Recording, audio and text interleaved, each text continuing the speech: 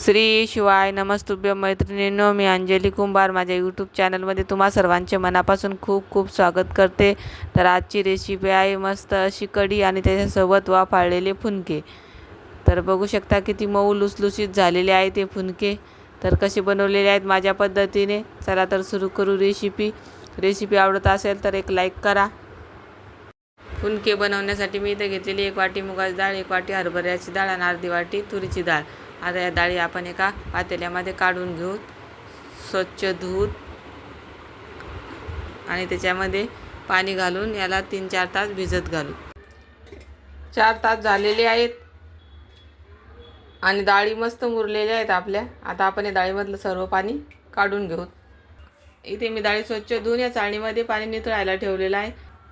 5 मिनिटं झालेली आहेत आणि डाळीतलं पूर्ण पाणी निघालेलं आहे. आता आपण या डाळी मिक्सरला जाडसर वाटून घेऊ. तर या पद्धतीने मी डाळी वाटून घेतलेल्या आहेत. एकदम बारीक पेस्ट नाही केलेली, थोड्याशा रवाळ वाटलेल्या आहेत. आता आपण या वाटलेल्या डाळी एका बाउलमध्ये काढून घेऊ. तर हे पीठ आपण थोडंसं फेटून घेणार आहोत हलकं करून.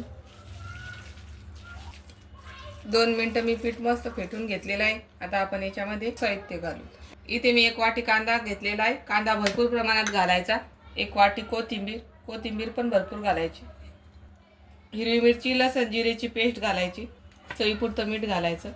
अर्धा चम्मच हळद घालायची आणि या डाळीच्या मिश्रणामध्ये मिक्स करून घ्यायचं. तरी ते सगळं व्यवस्थित मिक्स करून झालेलं आहे.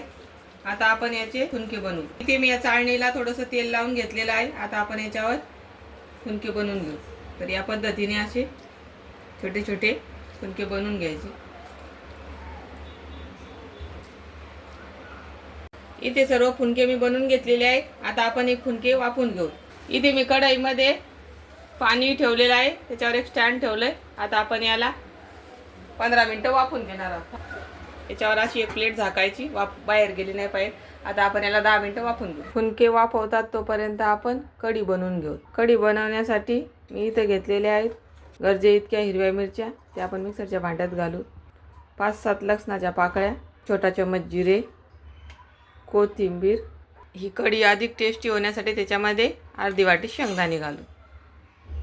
चवीपुरतं मीठ घालू आणि हे वाटण मिक्सरला बारीक करून घेऊ. तरी ते आपलं वाटण तयार झालेलं आहे. आता हे वाटण आपण एका पातेल्यामध्ये काढून घेऊ. आता इथं घेतलेलं आहे मी 1 वाटी दही, ते पण आपण या मिक्सरला भांड्यात टाकू आणि बेसन पीठ पण याच्यामध्येच घालून घेऊ. कढीमध्ये गोळे होणार नाही. तरी ते दही आणि बेसन पीठ पण मिक्सरला मी फिरून घेतलेलं आहे. आता आपण हे दही आणि बेसन पीठ या मिश्रणामध्ये टाकून घेऊ. इथे मी या वाटणामध्ये 1 ग्लास पाणी घातलेलं आहे. आपल्याला किती घट्ट कढी पातळ हवी त्यानुसार याच्यामध्ये पाणी ॲड करायचं. आता आपण कढीला फोडणी घालू. इथे मी पातेल्यात 1 पळी तेल घातलंय. तेल गरम झालंय. आता याच्यामध्ये मोहरी घालू. मोहरी तडतडली. आता जिरे घालू.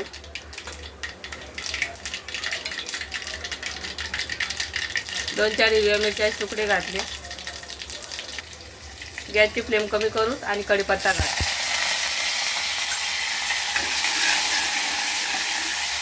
आता याच्यामध्ये तयार केलेलं कढीचं बॅटर घालू.